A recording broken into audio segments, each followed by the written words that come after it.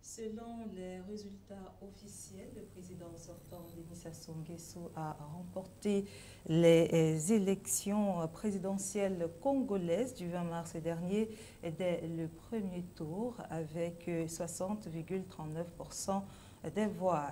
Guy Brice Parfait Kolelas est arrivé donc en deuxième position avec 15,05%. Et le général Jean-Marie Michel Mokoko arrive ainsi en troisième position avec 14% des suffrages. Un résultat qu'a contesté et que continue de contester l'opposition, dont le général Jean-Marie Michel Mokoko. Mesdames et messieurs, vous l'avez ainsi compris, nous parlerons même de la situation qui prévaut au Congo-Brazzaville. Et pour ce, nous avons l'honneur d'accueillir sur les plateaux du canal de Info pour le compte de votre programme l'invité, M. Albert Mbela, qui est directeur des relations extérieures du général Jean-Marie Michel Mokoko. Monsieur, c'est un immense honneur de vous accueillir sur nos plateaux. Madame, je vous remercie infiniment pour m'avoir invité à ces plateaux. Alors, et donc, je suis prêt à discuter avec vous, à vous expliquer, à vous donner certaines informations concernant la situation de mon pays, le Congo-Brazzaville. Alors, depuis quelques jours, vous êtes au Cameroun. Comment se passe votre séjour? Très bien. Je me porte très bien au Cameroun parce que c'est un pays que je connais très bien, puisque dans le temps, j'étais étudiant ici dans les années 75. Je suis revenu sous d'autres conditions et je me sens très bien dans ce pays. Et j'ai beaucoup d'amis, que ce soit dans le domaine politique ou bien des amis dans le domaine privé. Alors, entrons dans le vif du sujet. On aimerait savoir, après les élections présidentielles du 20 mars dernier, comment se présente ainsi la situation politique au Congo-Brazzaville actuellement. À Brazzaville, la situation politique, c'est un chaos total. D'abord, vous avez une région qui subit des bombardements. On ne sait pas pour quelle raison. En dehors de cela, nous avons des prisonniers politiques, des hommes politiques qui ont été emprisonnés pour des raisons farfelues, qui n'ont jamais été franchement prouvées. Naturellement, le gouvernement, dans sa lancée de pouvoir taire l'opposition républicaine congolaise, met tout en œuvre pour que ceux-là ne puissent pas s'exprimer. Donc la situation politique est chaotique et il n'y a pas de liberté, il n'y a pas de réunion.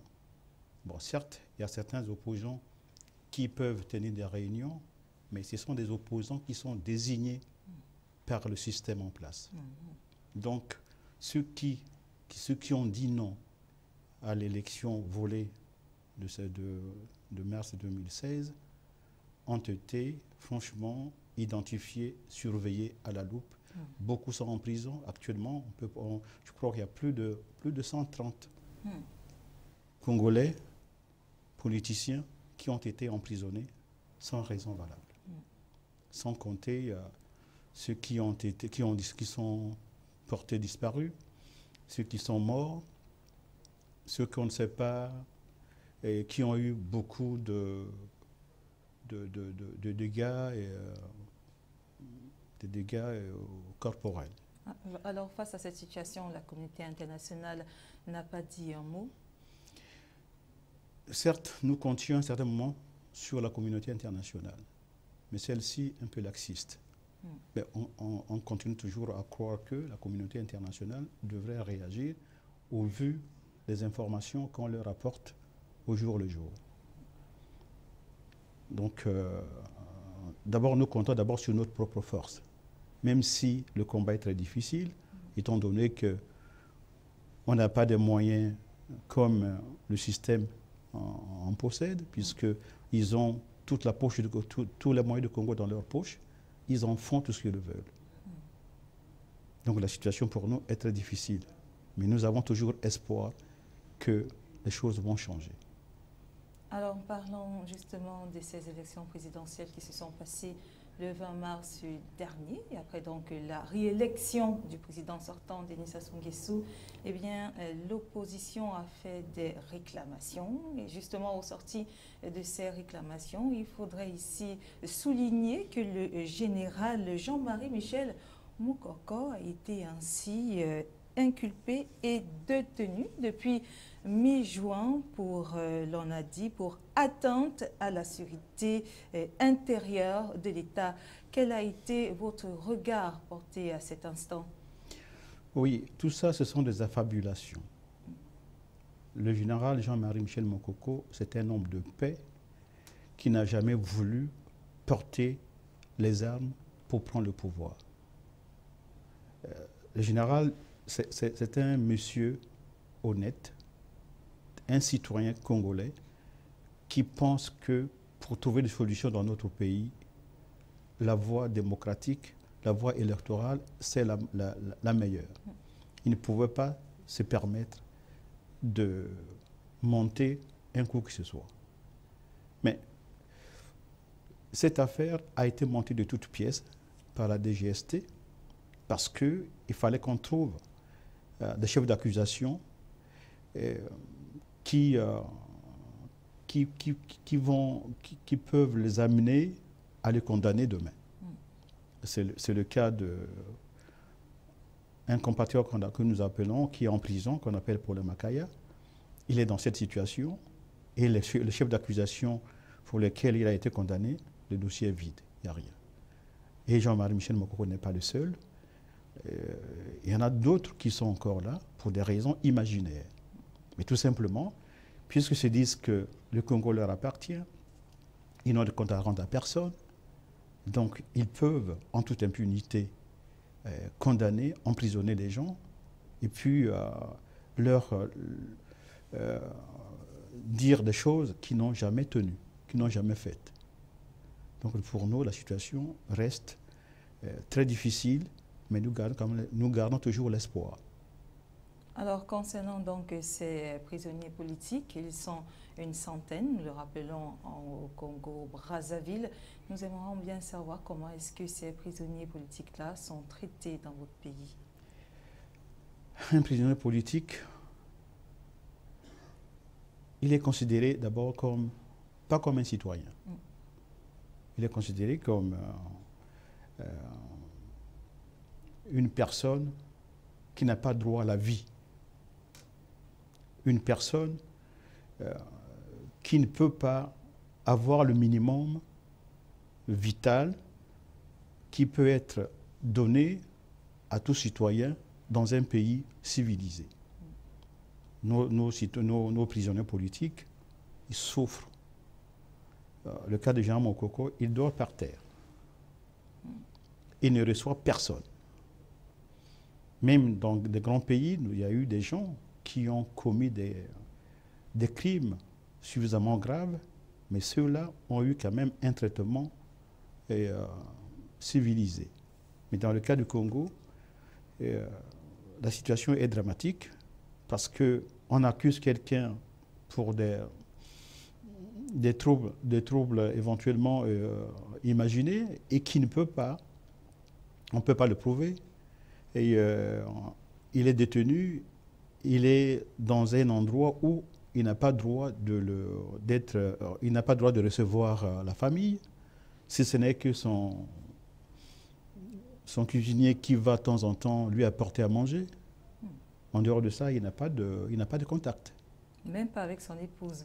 Non. C'est difficile. C'est difficile.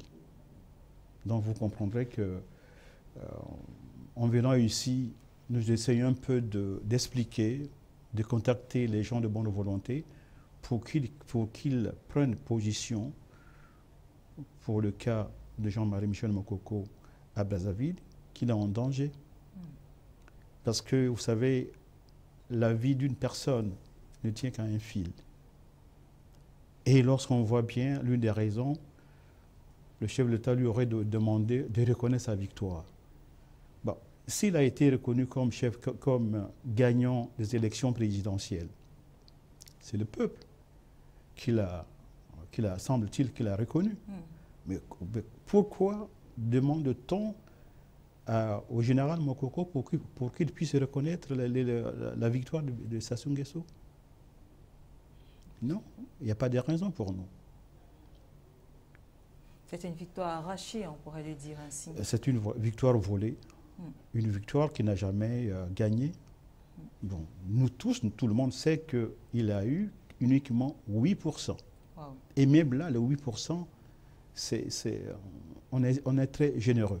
De 60,39% à 8%, il y a ce sont des manipulations du système, des manipulations du système congolais qui font que il fallait selon leurs calculs, il fallait qu'ils puissent gagner les élections au premier tour. Autrement dit, il n'est pas élu, il se sert du fait qu'il a les poches du Congo et il a les armes, il a de l'argent, il a des militaires. Donc je dis que non, que bon, je fais ça, personne ne fera le contraire, ne dira le contraire. Vous avez vu à un certain moment ce qui s'est passé et tous ils étaient inquiets. Mais comme actuellement la communauté internationale semble oublier ce qui s'est passé à Brazzaville, bon, tout le monde ressort. Vous imaginez un pays qui n'a jamais été reconnu, et, même par les voisins, beaucoup d'Africains n'ont pas voulu le reconnaître. Les États-Unis, ils ne nous ont pas reconnus, l'Union européenne, la France, tout ça. La plupart des autorités congolaises partaient à Paris, par exemple, ils vont en privé. On leur refuse des visas. Ils ne doivent pas y aller. Il faut tout simplement que, bon, ils peuvent y aller tout simplement en tant que citoyen qui a demandé son visa au niveau de l'ambassade de France à Brazzaville. Et de ce pas, ils peuvent aller à ses risques et périls. Dans l'espoir que ces pays doivent changer, modifier leur position.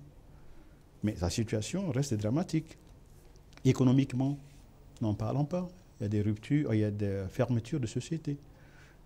La dernière société actuellement qui fait mal à tous les Congolais, c'est la société de l'aviation qu'on appelle Eker. Eker aujourd'hui, c'est une société qui ne peut plus voler. Pourtant, il y a 3 ans, 4 ans, c'était l'espoir de tout un peuple. Mais aujourd'hui, nous sommes devant un fait que les dirigeants ont poussé cette société à mettre la clé sous le paillasson. Et ça, c'est très dommage pour notre peuple. Donc, ce que nous souhaitons, c'est que la communauté internationale prenne de plus en plus conscience qu'au Congo, ça ne va pas du tout. Ça ne va pas du tout.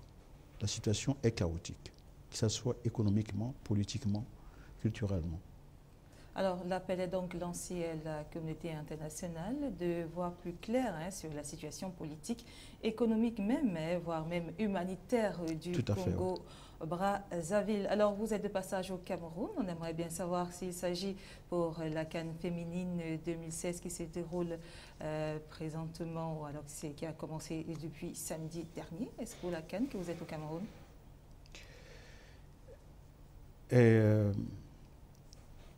Bon, vous savez, le sport, tout le monde a toujours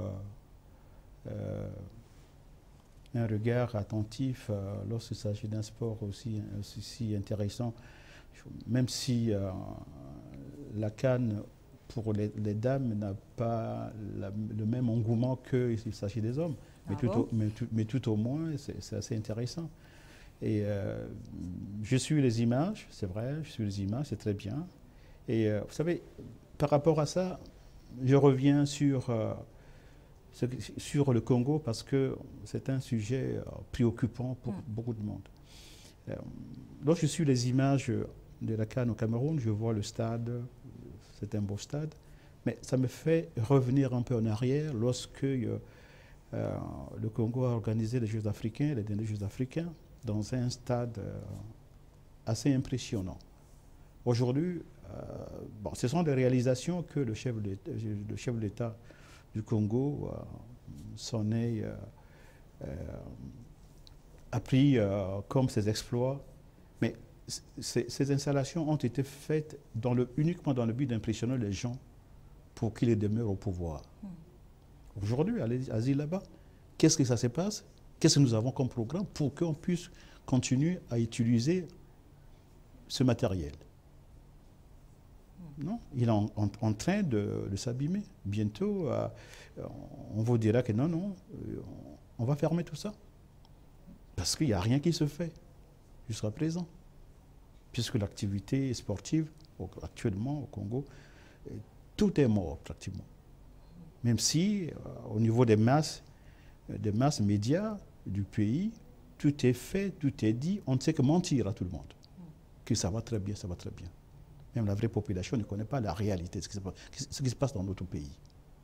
Donc, c'est une situation, je dirais, explosive qui se prépare.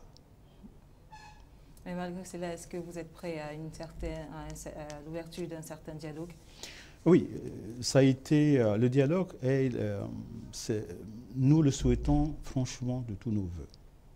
Mais il se rend compte, le gouvernement, il se rend compte qu'ils n'ont peut-être pas besoin parce que pour eux, l'objectif, c'est de réduire à néant l'opposition interne congolaise.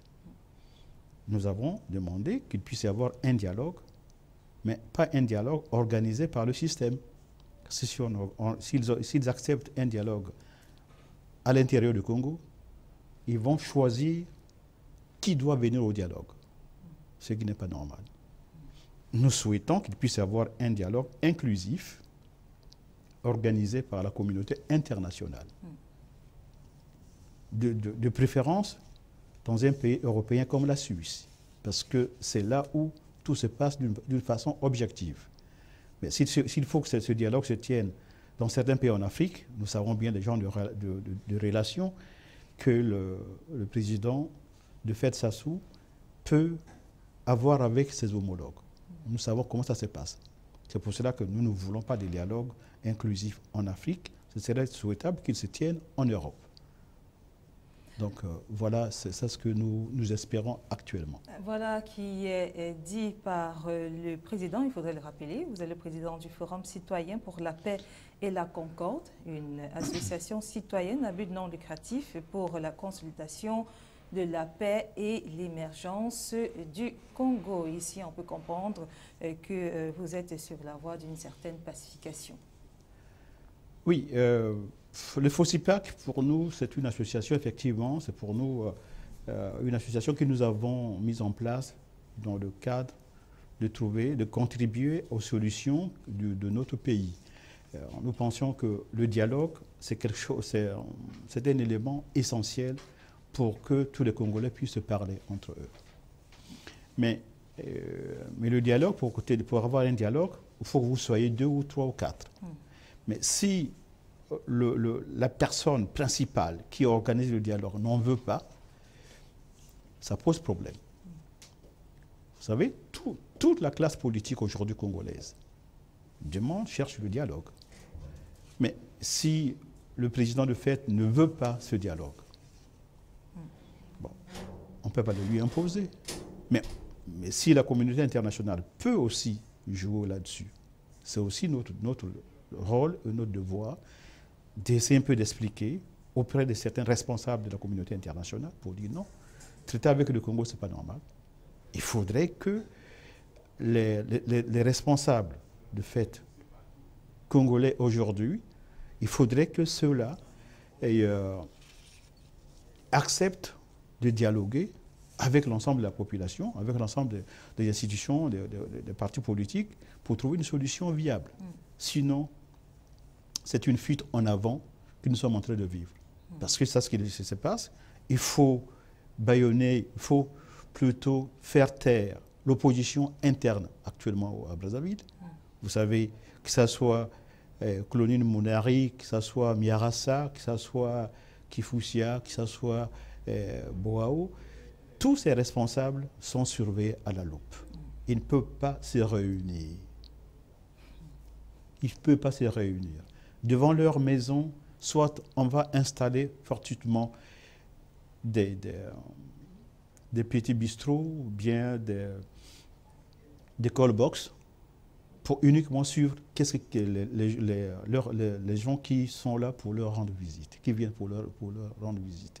Et ça, tout le monde, nous tous, nous sommes au courant. Dès que vous prenez le téléphone, tout est suivi. Donc, la situation devient très chaotique, d'où, pour nous, un cri d'alarme que nous essayons un peu de lancer à travers tous les pays du monde. Certainement que la seule chose qui reste à faire, c'est d'espérer. On souhaite tous, tous les Africains, Congo-Brazzaville, Congo-Kinshasa, beaucoup d'encouragement parce que même ici au Cameroun, ça ne va pas bien. Certainement, vous êtes au courant des différentes réclamations faites lors on va dire des manifestations sociales. La toute récente s'est faite à Bamenda, où les enseignants et les avocats d'expression anglophone disent vouloir un État fédéral parce qu'ils sont, d'après eux, marginalisés. Oui, j'ai suivi, c'est vrai de loin, ces difficultés au niveau de Bamenda. Mais je pense que s'il fallait que je dise quelque chose là-dessus, ce qui est très intéressant, c'est le gouvernement de ce pays qui a toutes les ficelles en main. Et entre les anglophones et les francophones, c'est un vieux dossier qui date depuis les indépendances. Et ça a évolué. Il y a des moments où ça calme, il y a des moments où les choses s'échauffent comme actuellement. Et, pour qu'on puisse trouver des solutions, à mon avis, le gouvernement a intérêt à regrouper toutes les parties prenantes afin de trouver, de résoudre des problèmes sous forme de dialogue. Lorsque le dialogue est instauré, les uns et les autres peuvent exprimer, donner leur point de vue, et ça peut permettre de désamorcer un peu ce climat très tendu. Et lorsque on laisse pousser les choses, on laisse passer les choses, ça risque de s'aggraver. Donc je pense que la solution, c'est tout simplement le dialogue. Et puis, le Cameroun, c'est un grand pays, il a des institutions, il y a des règles qui sont là, qu'on devrait respecter. Et si le gouvernement ne le respecte pas, bon, je pense qu'il le fait, cela risque d'avoir des conséquences très fâcheuses pour tout le monde. Donc ils ont intérêt rapidement de se mettre autour d'une table et puis d'évoquer ce dossier et puis de trouver des solutions qui peuvent intéresser les deux parties. Voilà, merci à vous. Ce que l'on retient, c'est ici que le Congo-Brazzaville est dans une situation chaotique et dont la communauté internationale, ou alors l'intervention de la communauté internationale est ici très attendue. Ici donc, nous avons parlé de la situation politique qui prévaut au Congo, au Brazzaville, avec M. Albert Mbela, qui est directeur des relations extérieures du général Jean-Marie Michel Mokoko, candidat à l'élection présidentielle du 20 mars 2016, Congo-Brazzaville. M. Albert Mbela, qui est donc de passage au Cameroun. Merci encore, M. Albert Mbela, d'être passé par ici sur les plateaux de Canada Info dans le cadre de ce programme qu'elle a invité. Merci de m'avoir reçu et de m'avoir interrogé sur la situation du Congo-Brazzaville. Merci mesdames, messieurs. Les programmes se poursuivent sur Canal 2 Info.